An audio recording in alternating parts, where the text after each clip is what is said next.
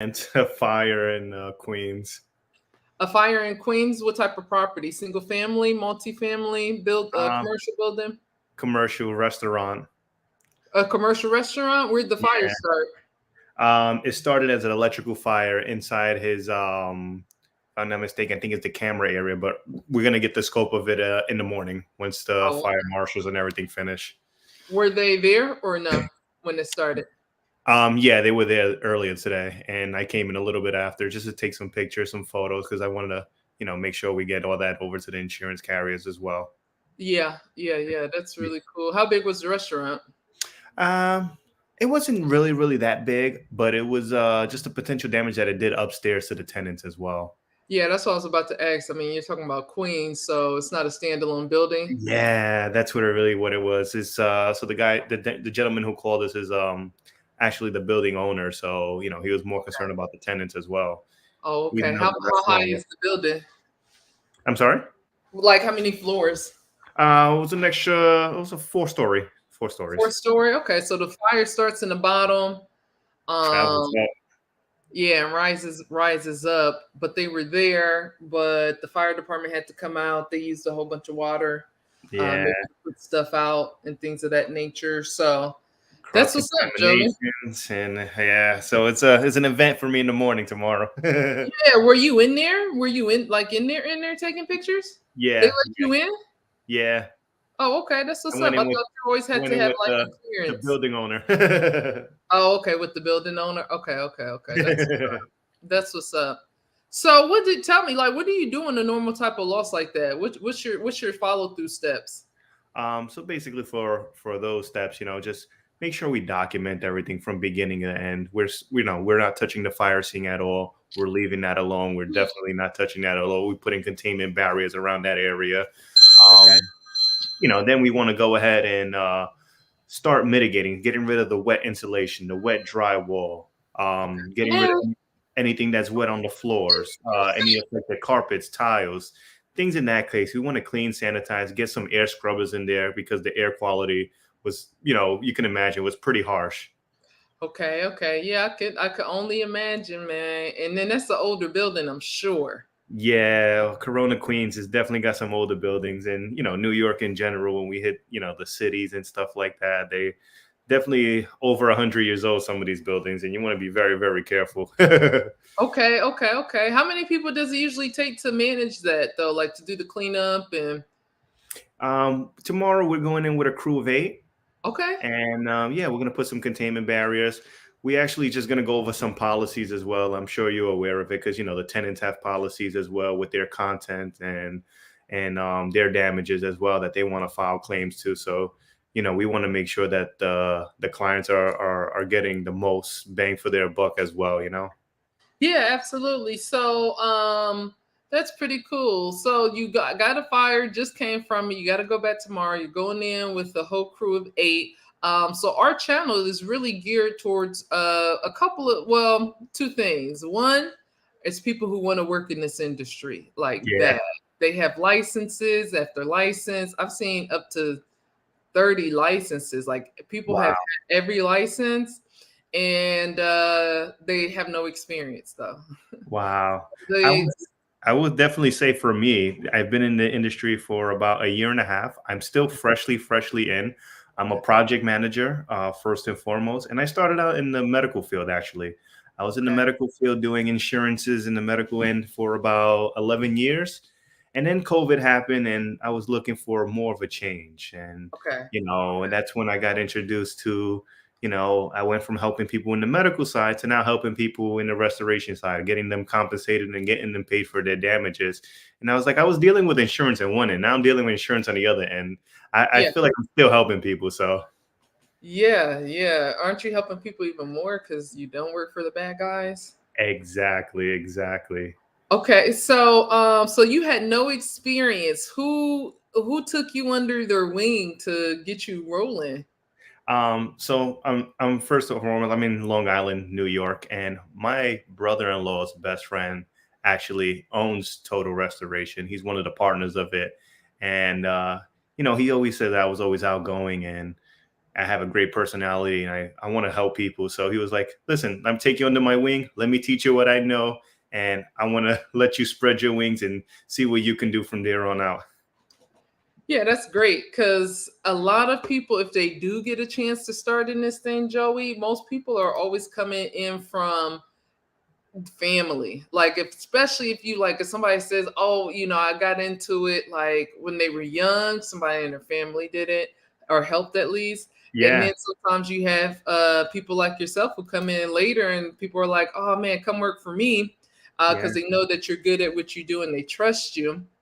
But you got a special privilege there. So Yeah. what With about 30 people years in. who right? So what about people who you got the 8 people going to the fire tomorrow? I mean, what do you look for in people to start coming to get experience in this industry? Basically what we look for, we look for people who can actually, you know, lay down the guidelines, make sure they're going into this fire scene and being patient and calm as possible, because as well as I do, there's a lot of hagglers out there. There's a lot of people trying to get their foot in the doors. Um, and you have to deal with those things, and you have to be able to manage everything all at once. Because as a project manager, you're managing not only the job, you're managing also as well as your crew. Yeah. You make sure you follow the guidelines with the insurance policies, and making sure that you're looking at these policies and not overstepping your boundaries. So you want to make sure that you're doing everything by the book as well. Okay, so you guys focus more teaching policies. What type of qualities do you look for though in somebody? I mean, you're just taking anybody that's breathing, or is it like a high rate of turnover, or do you guys have people who are genuinely interested? We have people that honestly are genuinely interested. And I'll say, for instance, for my company, we have 7 project managers now. Out Okay. of the 7, I think I am the only one that they rolled the dice on. The other 5 were already in mitigation, and the 6th one was actually in construction. He was a subcontractor before, so he already kind of knew the ropes and knew, if I was to tell him, hey, listen, I need a flood cut here, 2-foot flood cut off of the sheetrock. He knew what that was. You tell him that this is Cat 3 water. He knew what those things were. So like, he was a person that actually already knew the game. Right, right, right. Actually, I had a girl at a restoration company. She called the client. She said, "Your adjuster said that you had category 1 water and you had class 1 water. Was it class 1 or class 3?" And the homeowner was like, "I don't know. Let me call Abahi. I don't have no idea." Like, why would a Wait, homeowner was know is these there a things? school for water? Oh my gosh, I couldn't believe it. I was like, well, maybe she just works at the desk, because she was like, "Oh, there was no mold at the property." And I'm like, the pictures you sent me show mold, and I like listed the numbers. It was like 10 pages of like potential molds. And she's like, "Oh, I don't know what's going on." Like, so crazy how many people end up working. And either they're not reading everything, or they don't pay attention to what is actually in what they're sending. Like, they're just sending it off, right? So some Yeah. people's jobs aren't that. So what's I guess what would be like, because again, people are geared. What is something like your pay range for somebody who's like brand new? I think pay range relates anywhere You between. live in New York too, by the way. I just want to Yeah, preface that, because a lot of people are going to hear, like, I thought it was our 75. taxes are insane. Okay, I thought 75,000 in New York was pretty good. I was wrong. Yeah, we're estimated anywhere between 60 to 70 here starting. Oh, okay, okay, okay, okay. Yeah, That's 60 to good. That's 70 good. starting. So you give them like based on salary or hourly, I Yeah, guess. salary. All And right. So we travel a lot, so they also give us um basically a fee every month for our expenses for cars and stuff like that. So like a per diem. yes. Oh, okay. That's what's up. That's what's up. Yeah, that's Yeah, nice. They do that sometimes. Give you gotta have people willing to travel. You get to stay in, like a hotel, Holiday Inn or something, and work exactly. jobs for a little bit before you get going and stuff like that. The farthest I've So been so far was Philly. oh, okay, okay, okay, gotcha. See, my dad used to do HVAC. He traveled to so many Fort bases. But I do have two other people on here. For some reason, Kay hasn't put up her camera, and then she got a phone call, so I muted her. And then Renee joined us. Renee Hi, lives. Joey. Hi, Renee. How you doing? I'm Hi, fine. Joey. You? Good. Thank you.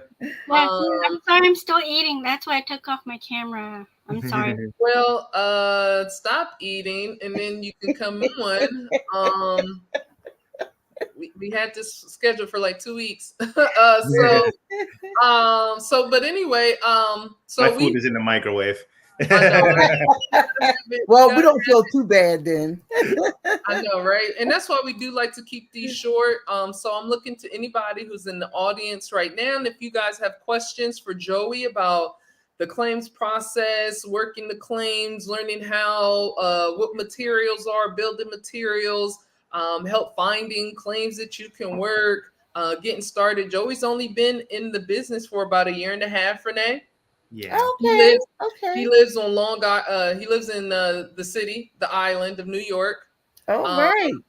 And he is a project manager for a restoration company called Total Restoration. Total Restoration. Yeah, I've heard of you. Thank you. You know, it's a family-based business. They've been in the business for about 32 years. So my bosses, their dads started from the ground up.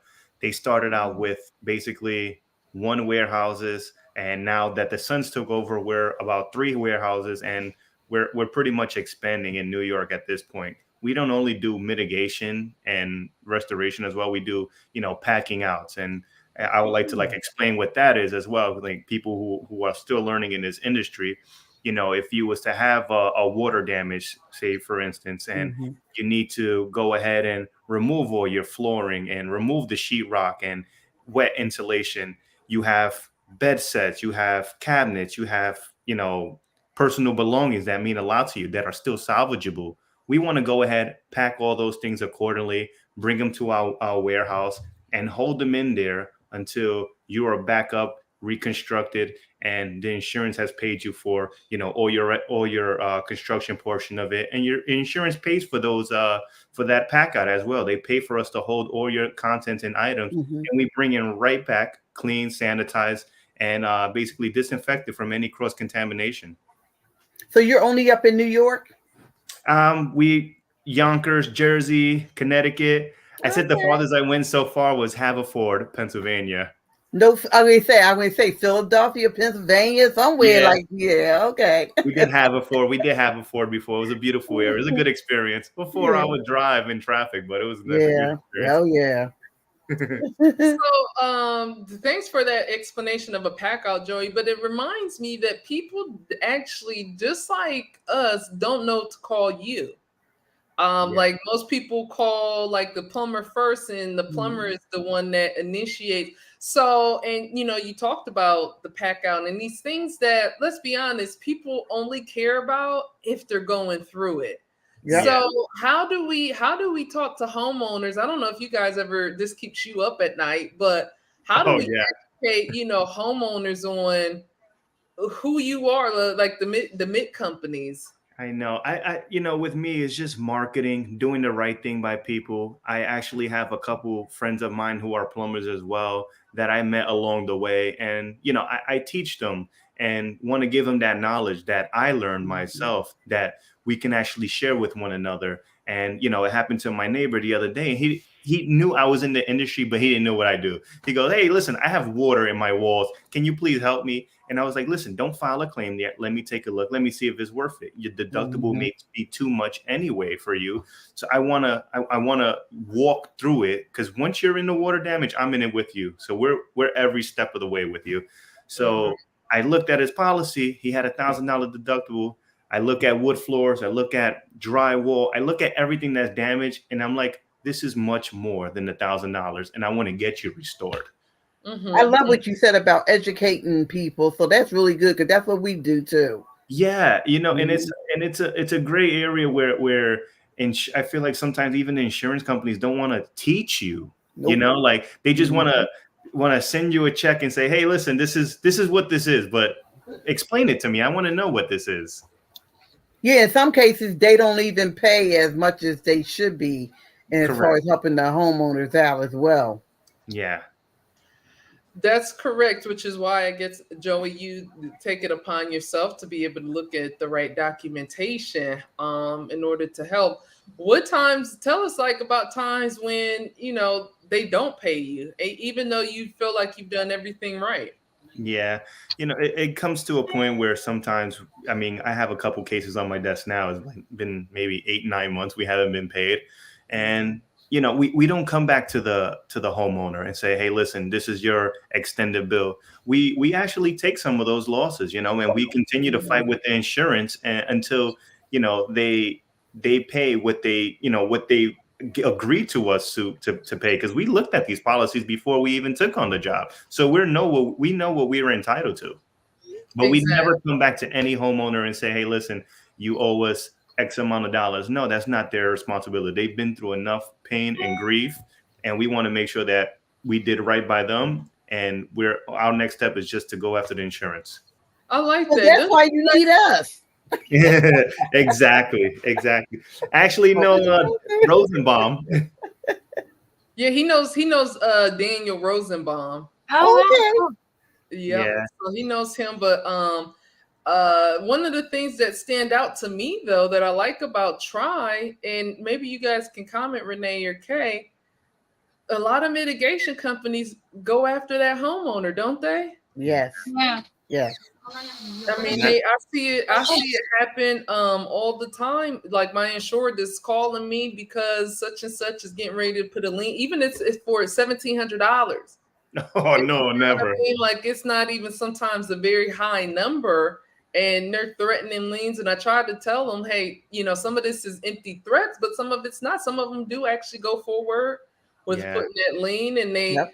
And Joe, you know how sometimes the money gets held up with the mortgage company. One time, and probably Renee has had this too, where the mortgage company is the pain in the tuchus, Yep. and they're the cause of the homeowner not getting the money, and then Yep. that has that trickle effect. So I do really want to say that's a standout service and quality that you have that other some other mitigation companies don't have, which is that, hey, listen, we're here to help. We want to Thank take you. from the insurance company because they're rich already, Mhm. and give to Yep. the poor. So that's why I say I'm Robin Hood. Exactly. We'll take our losses. If the insurance wants to pay X amount, and we'll come into agreement if needed. Cool. So, Renee or Kay, did you have any questions for Joey? It's not long, Joey, that we stay on. I think this has been great. We keep it nice and tight. Yeah, well, I guess the only question I have is, do you only service just the small area that you're at, or how far do you go out? Realistically, majority of our work is in Long Island and in the city. And reason why is because we are basically referred base. We don't chase fires. We don't chase water damages. I would say 99% of our jobs are referral based. So public adjusters, plumbers, building managers, and anyone in those fields, property managers are giving us a call because they had a great experience with Total Restoration, and we keep those relationships with them. But we go as far as Pennsylvania, Connecticut. I think before I came on board, we even went to believe it or not, Providence, Rhode Island. Wow. Oh, Yeah. So how many employees are working for this company? We have 7 project managers, and we have about 15 subcontractors. Okay. Oh wow! Yeah. okay. I guess that's enough people to help with all the work that you guys get, right? Yeah, we were granted an opportunity actually to go down to Florida for the hurricane, but we were so bombarded here as well, because you can imagine once the hurricane is down there, it's already shifting its way here. We have an obligation to serve our area as well. So we actually, we wanted to, but it would have been a tough situation to leave New York City abandoned. Yeah, Do you contract with insurance companies as well to do work? No, Okay. no. We are actually, the only thing that we do have is preferred vendor list with Narragansett Bay. They're the only ones. Now, shoot, I forgot what I was going to ask. Do you guys ever have any quiet times, like times where there's just no or like very little work, or are you always busy? It varies, but usually majority of the time, thank God we are at least pretty busy because we have a great relationship and we have a great referral base with our adjusters and our independent adjusters and plumbers and brokers. That's what is really nice actually is I think in this industry, like the insurance adjusters that you meet, the IAs, their season is so unpredictable. I Uh, know, I know. they think they're like there was other than that one mini hurricane in Florida, there was no other work. My first week Hurricane. starting a project manager was the big freeze last year. Oh, Christmas. That was when my wings were just flying, and I had like maybe 15 cases in one day. sure. And my boss was like, "If you can handle this, you can handle anything." Yeah, we were getting companies down here. I mean, 80 plus, they cut people off. I mean, the business never stops. But on the IA side, that's how you get on there either brand new green, don't know what they're doing, or they're just like tough pains in the tookies because they're trying to run 6-7 claims a day because they really don't know when these things are going to run out. So they're trying to, get as many in as they can and show good face, show good effort. But it's a slow grind on that side. So again, our goal is to try to help people find the best way to start in this industry. Yeah. And it's like the most known way is the least efficient way to do it. My Like, thing is, like, if you're getting in this industry now, the best thing to do is just to do right by people and make sure you're following their guidelines and don't cut any corners, because this industry is big but very small at the same time. yeah, but I would also say, I started when I got in this industry, I found out about the insurance adjusters, but I went and actually got my first experience with a roofer.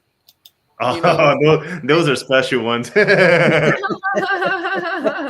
So, it's like the roundabout way to get into it, because trying to jump your feet right into it, man. I'll hear adjusters all the time. Oh, you read the policy? No, I just take the sections that they tell us to take to deny. I had one guy, he was like, oh, well, the water came up over the threshold. I said, you mean water rose? Because it was a rainstorm.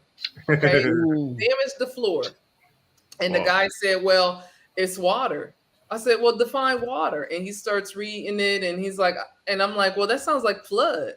He was like, well, yeah, that's what happened. So you telling me at their house only, water raised up 3 inches above the door and moved over and got in underneath the threshold? That's what you want me to believe? 3 inches? Come show me, come display that. Well, it kind of still relates. I said, listen, this is what you need to go do. Because he was like, well, you're saying that they just opened up the door and the water is. I said, you know what? It's more likely that they came into the house during that storm than 3 inches of water rose, right? So then he's like, he's like, well, I mean, I got to tell my manager what you're saying. I said, no, you need to tell your manager that you have no reason to deny this. Yeah. So, like, trying to change the words and stuff. So, people just always getting new stuff. But Joey, we wanted you on here because we talked to different people in the industry, from Thank you guys roofers to restoration, and you really enlightened us. We don't really have many people from New York. Thank you so much. But there's a lot of people in New York because of the licensing process in New York is very specific. Everything in New York is very specific. Right? So, and then the opportunity, you're like a star because you started a year and a half, 18 months ago, or whatever, 20 months ago. Yeah. And you were able to learning. Yeah, you're still learning. You're doing well. You're training people, which is another part of what we always look for. And then of course we get to learn something as the PAs on what you're doing and things of that nature. So our goal is to try to send you work, and our goal for us is to have you send us work. So we love that mutual love with each other. Yes. For any opportunities that we can send over to you, we send over to you, and you share the love back. Yes, of course, 100%. And I would love to, if Metro, if you guys ever have any events, please, we would love to come over, sponsor, and we like to meet hand in hand and grab dinner and definitely talk about our past claims and our future ones coming together. That's what I think Great. we need to do. That's what I think we need to set up is getting you involved. We do have 2 meetings in the New Jersey area that will come up in probably the first quarter of next year. So I think we, Kay and Renee, if you can remind me when those they start to talk about those, that we make sure we can introduce Joey to the planners so that he can come up, join us for lunch. We do just in intimate settings, so you will be able to meet several of us adjusters. And that'll be great for us to meet you too, because they need them in more than one place. So. Yes, thank you so much. Yeah, and if you guys need any sponsorships, any help going forward, or anything like that, any events you guys are doing, we're always looking to help the community in any way. So you gonna come down to Virginia and Maryland? I don't mind. I like Virginia. That's where I'm at. Okay. I have family we got in Virginia Georgia Beach. in the house too. We got Georgia. I got a family in Virginia Beach. Okay. Oh, I'm not that far. Renee always trying to get her little slice of the pie. So That's right. Get it in while you can. I love it. I respect it. And Joey is also on TikTok. He has some really cool videos about projects that he's working on TikTok. Who are you on TikTok? Yeah, it's Joey Ortiz, ORTIZ _restoration. I think I saw you, Joey, on there. Ah, love it. Joey Send me a message. I'm Ortiz gonna send you back. Joey Ortiz _restoration. So follow Joey, especially if you're in the New York area. Tell him I sent you. That way he knows, because he knows that people coming from me are looking for an opportunity to be in this industry. They're hungry, they're interested in the industry. And it sounds like you can have very consistent business, or let's say consistent work, working with Joey versus. Oh yeah, let us have your number too, Joey. So in case we do have some folks in New York area or New Jersey, we can refer them to you. Yeah, definitely. I'll give you my personal number. Don't worry. Is that okay? Yeah, that's fine. Okay. 917-645-6260. All right. Got it. That's perfect, Joey. So this video will play on YouTube. It's actually live right now, but I'll probably just go ahead and edit it too, just to get the meat of it and make it a shorter video. But again, Joey, thank you so much for your time this afternoon. And we look forward to seeing you at one of our events. Yes, thank you guys so much for having me. And good luck to everybody out there who wants to pursue this career, okay? Thank you. Bye. See ya. Bye. And done. He was good.